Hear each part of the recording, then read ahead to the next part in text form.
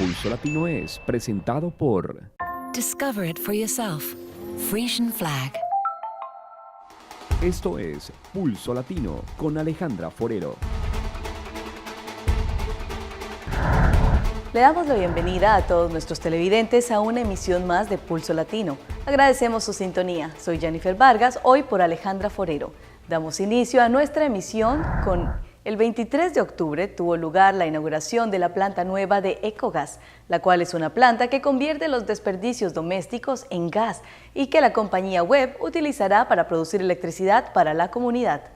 Es un pepino para Aruba en múltiples sentidos. Esta compañía encaja en el marco de desarrollo sostenible de Aruba, ayudando a Webb a producir gas para así utilizarlo en la producción de electricidad, lo cual hará el servicio más barato y más limpio.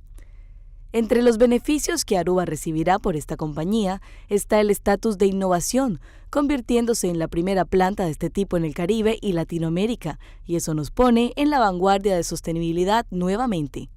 El proceso de esta planta es el siguiente.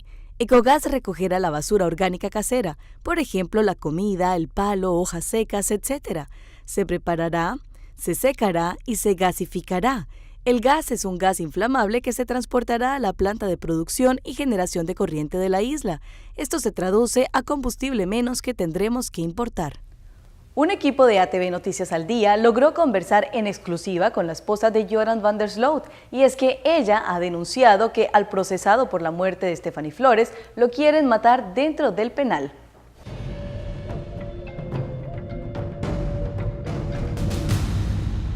No solo denuncia maltratos en el penal de Chayapalca, afirma que quieren asesinar a Joran van der Sloot. Resulta que mi esposo tiene 3 cortes en el hombro izquierdo y 2 cortes grandes en la cintura. Ahí lo quieren matar los internos para que cierren Chayapalca, ya que es una persona mediática. Desde Puno, la esposa del asesino de Stephanie Flores asegura que la vida de van der Sloot corre peligro, pues los internos quieren desquitarse con él para que cierren el penal en el que se encuentra recluido a 5.000 metros sobre el nivel del mar. Lady Figueroa narra la última agresión contra el holandés ocurrida el domingo. Joran estaba en Tópico y yo entro porque ahí me reciben en Tópico él. Entonces cuando lo veo a mi esposo, él estaba medio pálido, estaba así como borracho, como queriéndose desmayar. Decía, hola, ¿qué tienes? ¿Qué tienes? ¿Qué tienes? Así, y él estaba mal. Y cuando veo su casaca, su polo, estaba ensangrentado, estaba todo mal. Ella y su abogado aseguran que tienen cómo probar los ataques, pues han presentado un habeas corpus y se ha realizado una audiencia en el penal. El juez ha aceptado el habeas corpus y ha viajado conjuntamente con ella al penal de Chayapalca. La audiencia la han realizado durante toda la noche, han tomado fotos, han tomado testimonio de todos los implicados. En agosto de este año, van der Sloot fue trasladado al penal de máxima seguridad para cumplir su condena de 28 años bajo el gélido clima de la frontera entre Tacna y Puno. Fue el castigo impuesto por el INPE por contar con un celular y amenazar al director de la prisión en la que se encontraba. Ahora teme por su vida dentro de Chayapalca, donde habría tenido que contratar seguridad. Dentro del penal hay presos que dan seguridad, ¿no? Eso todo el mundo sabe. Entonces él ha contratado a otros compañeros, ¿no? para que lo cuiden, ¿no? Porque el tema hay siempre problemas entre bandas dentro del penal, ¿no? Y por el hacinamiento en que viven siempre hay problemas dentro de la prisión. El ciudadano holandés se convirtió en padre hace tan solo un mes, pero todavía no conoce a su hija. Las versiones de Lady y de la autoridad penitenciaria se contradicen. Ella, como esposa, ha iniciado una campaña internacional para denunciar los abusos dentro del penal. El INPE, por su parte, niega toda agresión. El juego, esta vez, no estaría dejado al azar. Y empieza a dar frutos la gira del presidente Santos por Europa. Hoy recibió el apoyo de la Unión Europea para la creación de un fondo destinado al posconflicto una vez se firme la paz con la guerrilla. Luis Eduardo Maldonado con los detalles desde Bruselas, Bélgica. Esta es la sede del Parlamento Europeo en Bruselas, Bélgica. Pues en este lugar, los eurodiputados van a votar una iniciativa para crear el Fondo para el Posconflicto que está buscando Colombia. Pues hoy el presidente Juan Manuel Santos recibió apoyo en este sentido. Se reunió con el presidente del Consejo Europeo, el señor Herman Van Rompuy, y le dijo que apoya esta iniciativa política y económicamente. Se reunió con el presidente del Parlamento Europeo, que agrupa 28 naciones que integran el Parlamento Europeo y que en definitiva van a votar la iniciativa. Él también dice que está con la paz de Colombia. Quiero hacer hincapié en que la Unión Europea continuará prestando su completo apoyo a las negociaciones de La Habana entre el gobierno colombiano y las FARC. También estamos dispuestos a dar asistencia concreta a Colombia a la hora de poner en marcha el acuerdo de paz una vez que terminen las negociaciones. Quiero también transmitir mi apoyo al presidente Santos en sus negociaciones con las FARC. La hora de la paz ya ha llegado. El presidente Juan Manuel Santos habló ante los eurodiputados de la Comisión Asesora de Relaciones Exteriores acá en Bruselas. Pues el presidente les ha dicho que la paz de Colombia sí beneficia a Europa, porque si hay paz, se acaba el narcotráfico, flagelo que está afectando a la humanidad. Ahora los europeos tienen en el proceso de paz colombiano una oportunidad única de ser protagonistas en la terminación del último conflicto armado en todo el hemisferio occidental. El presidente Juan Manuel Santos también se reunió con el rey de Bélgica, quien apoyó el proceso de paz. Lo hizo también con la canciller de la Unión Europea, Federica Mogherini. Ella ha dicho que hay consenso, que hay voluntad de los eurodiputados para apoyar este proyecto y que buscará en el Parlamento Europeo que la iniciativa sea aprobada.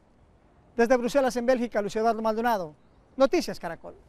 El Centro de Operaciones de Emergencias de República Dominicana elevó a 18 las provincias bajo alerta por las lluvias, mientras en Santiago los aguaceros han provocado que aumente el número de viviendas afectadas por estas inundaciones.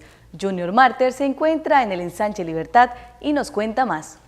Gracias. Las lluvias continúan causando estragos en distintos sectores de esta ciudad de Santiago y es de que cientos de viviendas han resultado afectadas. En el sector del ensanche Libertad, en la calle 4, decenas de viviendas resultaron inundadas, producto de que el sistema cloacal se ha tapado, situación que los residentes de esta zona califican como alarmante.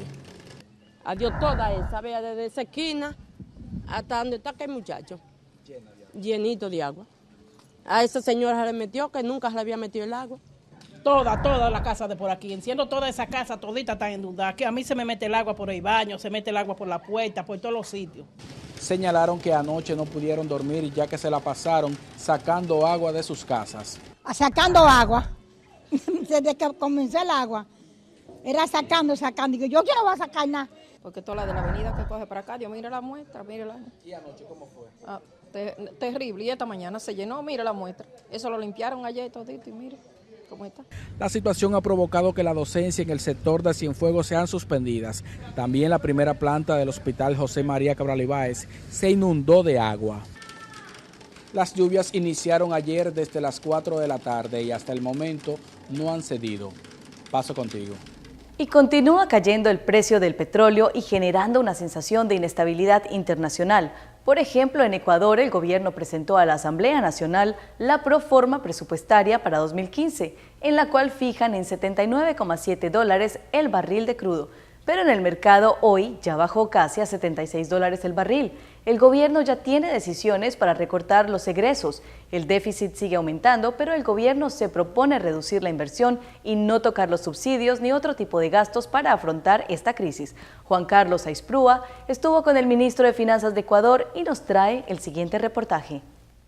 La proforma presupuestaria para el año 2015 ya se encuentra en la Asamblea Nacional. El ministro de Finanzas, Fausto Herrera, señaló que en el presupuesto se calculó el precio del barril de petróleo en $79,7. Es un precio promedio racional y consistente con el mercado del precio internacional del petróleo. Sin embargo, este martes en el mercado internacional, el barril de petróleo cerró con un precio de $76,4. Según René Ortiz, exsecretario general de la Organización de Países Exportadores de Petróleo OPEP, esta tendencia a la baja seguirá, lo que dice representa un peligro para la economía del país.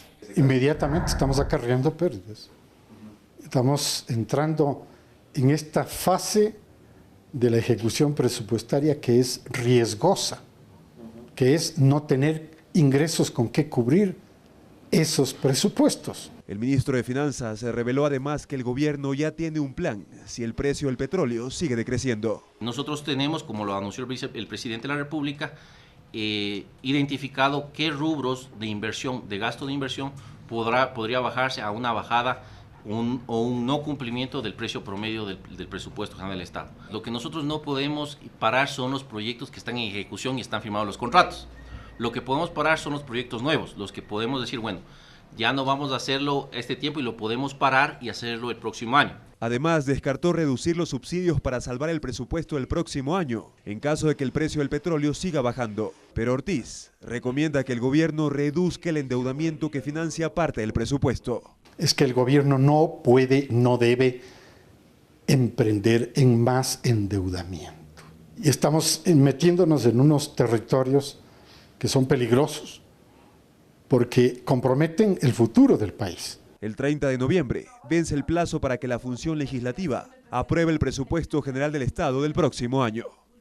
El gabinete Mike Cayman II está complacido con los avances grandes que están tomando lugar en el Aeropuerto Internacional Reina Beatriz. Esta iniciativa nos tiene rumbo a la buena dirección de llegar a ser el primer aeropuerto 100% sostenible en el mundo. Sin duda alguna, la reciente renovación, expansión y mejoración de estas facilidades promueven el funcionamiento excepcional del aeropuerto y garantizan a sus usuarios una experiencia de nivel óptimo. Con casi 46 millones de florines en inversión, se ve demostrado el compromiso del AAA con el turismo. Entre los proyectos que se realizaron está el cambio de la iluminación de la pista de aterrizaje, que cuenta con luces más brillantes y que actualmente utiliza un 84% menos de electricidad, lo cual lo hace un proyecto eficiente. Vamos a un corte comercial, pero ya regresamos con más aquí en Pulso Latino.